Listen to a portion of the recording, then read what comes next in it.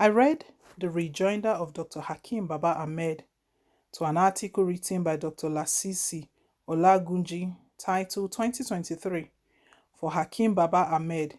Given how viral the article went, I suspected, as I assume many readers did, that it would elicit a response. But while Baba Ahmed's displeasure with the piece by Olagunji is so obvious, from the tone of the response, the immediate impression I have is that it was not a very successful engagement with the most important point in the article, but the impression could suggest erroneously that any effort was made to engage with the center message of the piece.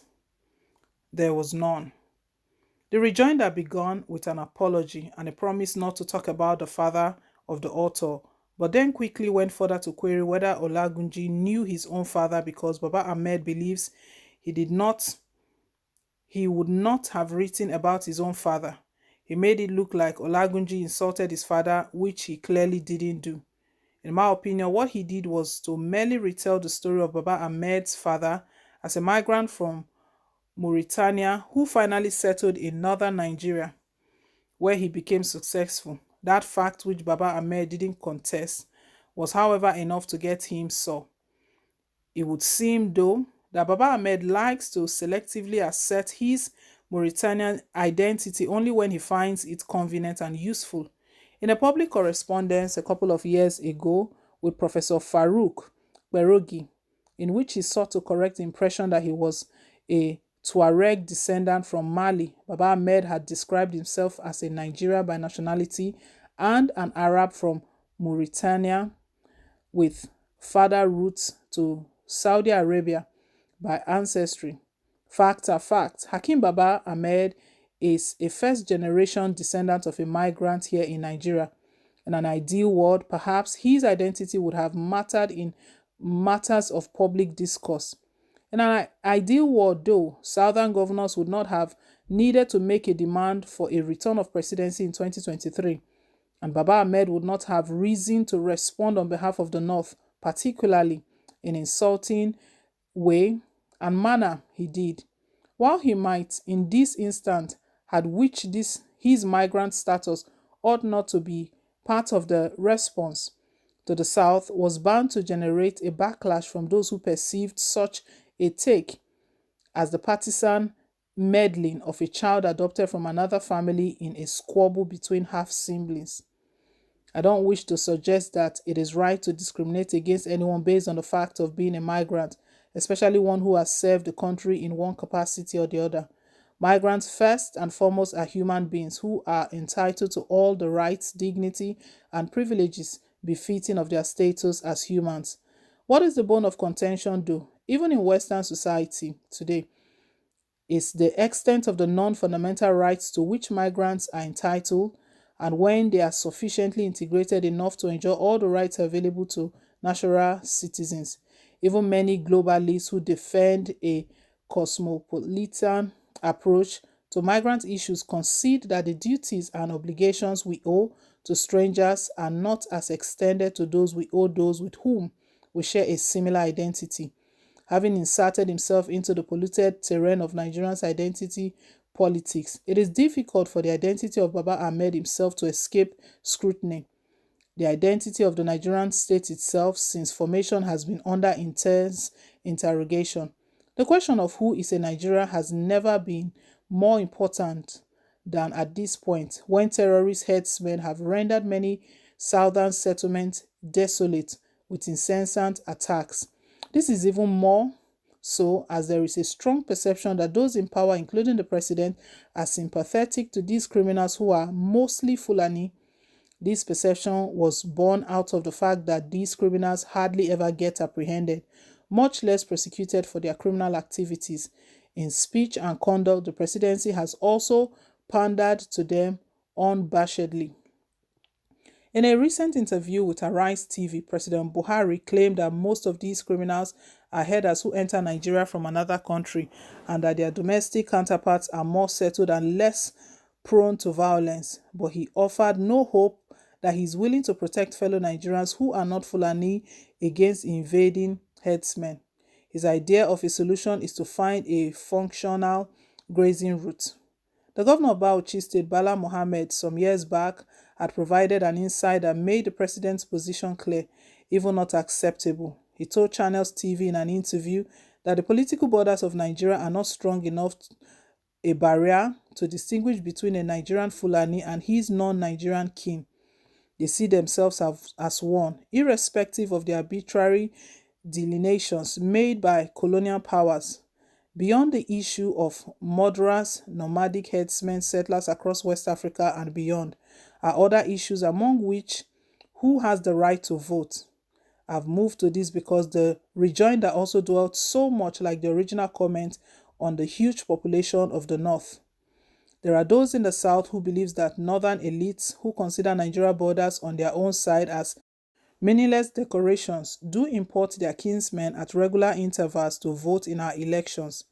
In a nation that has no reliable registration and identification mechanism for citizens, and where the possibility of an acceptable census continues to dim by the day, the assertion of the supremacy of cross-cultural affinity over citizenship within the Nigerian state puts a question mark on the North's claim to numerical superiority. The dispute over accurate population claims, however, goes beyond election periods. They have implications for resource allocation and proportional representation. Dr. Baba Ahmed also made so much of what he described as sacrifices and the profound commitment of Northerners to the survival of a country which has them near the bottom of most of the important national socioeconomic indices. I suspect there are those who remember differently, beginning from the time Southern nationalists began to agitate for independence. The North opposed the motion of Enahoro because it placed what it considered to be its own interest ahead of the collective freedom of the curbed state. Of course, sectional preservation was not exclusive to the North before independence, and not much has changed since then. In a federation of diverse entities, self-preservation and interest aggregation are crucial to the survival of the parts and the sustenance of the whole.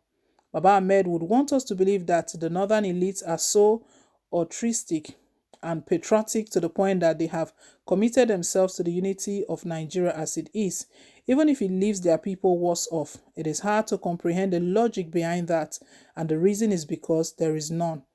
The resistance to the restructuring of Nigeria has no altruistic motive whatsoever. Rather, it is aimed at preserving the status quo in a way that benefits northern elites and their collaborators in the south. There is no part of the country that is faring better today.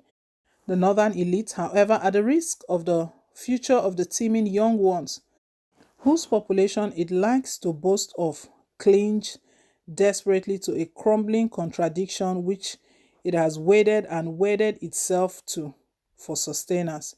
This unfortunately renders the region prostrate and dependent. It makes it feed on resources from other parts of the country and smothers its own children. Baba Ahmed's claim about the sacrifices of the North may not sound good to some on discerning ears up there, but it is dangerous and seductive. He's seeking to recruit young Northerners under the yoke of a heartless elite to rise up and defend the status quo to their further impoverishment and the preservation of the British class to which he belongs. Over the last 6 years, Northern elites have done so well for themselves under a president who wears nepotism as a badge of honor, even as their poor compatriots have fled schools, farms, towns, and villages in search of security.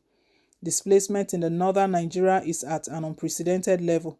If Baba Ahmed and members of his class truly cared about the North and indeed about Nigeria, he would be working to stop that sacrifice of young Nigerians, most of whom are on northern streets roaming in millions to their dysfunctional structure. Baba Ahmed, the northern governors, and their southern counterparts are in a game of elite brickmanship that is acutely short of what Nigeria requires at this critical point. The political elites from the north to south represent a clear and present danger to Nigeria on account of their short-sightedness. The bickering over power routinely papers over stresses and strains that continues to weaken the core of the Nigerian state. If the South is different from the North in any way, though, It is because there is a significant mass that understands the imperative of genuine change if Nigeria is to survive. Nigeria needs to be restructured in a way that guarantees justice, fairness, equity, autonomy, and progress across ethnic, cultural, religious, and class divides. That was the kernel of Olagunju's post, which unfortunately seems lost on Baba Ahmed's northern children, starved of the empathy of northern elders like their peers in the south. I need a country that works more than they need one in which heartless elites grab power in their name but do not to their benefit. What Olagunji did was to invite Ahmed to get out of the recurring, familiar pattern of power contestation for its sake, or more correctly, for the benefit of a few, and imagine a different possibility. Power is no power. If all it breeds are banditry, displacement, terrorism, starvation, rather than double down on his attack and normalizing the unfortunate situation in the north by finding equivalencies in the number of young people fleeing the south because of insecurity and a crushing economy, Baba Ahmed can begin to demonstrate genuine love for Nigeria by galvanizing northern elites around the project of remaking Nigeria beyond the seasonal tussle of power. He needs to remember that many of the northern youth fleeing southwards because of hunger and insecurity, unlike him, do not have the luxury of an ancestral home that is separate from their nationality. Dr. Adeolu Oyekan writes from Lagos.